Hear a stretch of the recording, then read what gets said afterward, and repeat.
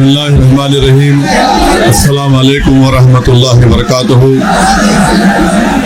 सदर मोहतरम all India Muslim personal हज़रत मौलाना खालिद सैफुल्लाह रहमानी साहब शहनशीन व तशरीफ़ फरमा, कौम और मिल्लत के तंजीमों के ज़िम्मेदारान, मेरे साथी अरकान पार्लिमान, दीगर सियासी पार्टी के ज़िम्मेदार, मौजूद हाज़रीन इकराम, बुज़ुर्गान कौम और मिल्लत,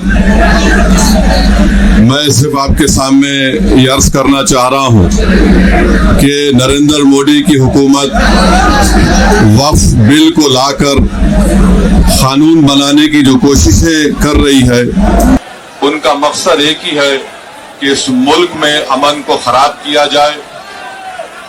वजीर आजम का मकसद एक ही है कि मस्जिद और मंदिर के नाम पर आवाम हमेशा लड़ते रहे, और उस बिल का मकसद ये नहीं है कि वक्फ की जायदादों को मजबूत किया जाए या उनकी हिफाजत की जाए।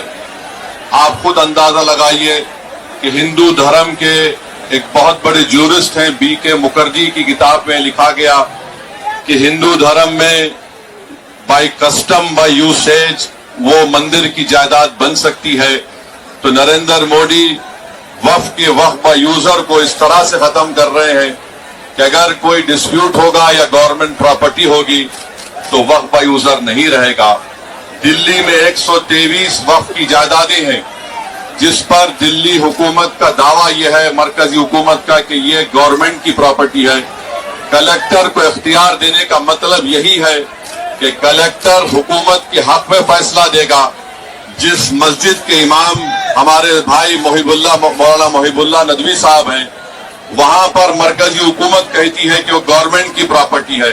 अगर कल खुदा ना खास्ता ये कानून बनेगा तो कोई भी जाकर मरकजी हुकूमत की तरफ से, दिल्ली सरकार की तरफ से वहां पर एक नोटिस लगा देगा कि ये वक्फ की प्रॉपर्टी नहीं है।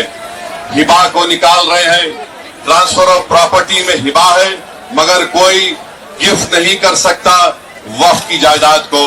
नरेंद्र मोदी आजकल भारत के हमारे फजीलतुल शेख बने हुए हैं और ये बता रहे हैं कि अगर कोई मुसलमान होता है तो उसको 5 साल तक वो वक्फ को नहीं दे सकता है। ये कहां से इनको मालूम हुआ? कौन से फिक़्ह ये की किताब में लिखा गया? तो इनका मकसद एक ही है कि भारत के मुसलमानों से उनकी सियासी और मजहबी शनाख्त को छीन लिया जाए।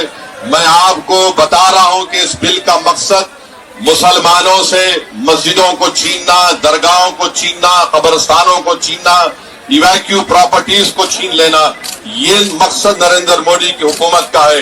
और हम कॉशन कर रहे हैं चंद्रबाबू नायडू को, हमारे पासवान साहब को और नीतीश कुमार को, याद रखिए दुनिया जब तक कायम रहेगी, अगर आप इस वक्त नाजुक वक्त में इस बिल की तायीद करेंगे तो आपको मुसलमान कभी नहीं माफ करेगा, क्योंकि आपकी तायीद की वजह से ये बिल कानून बनेगा।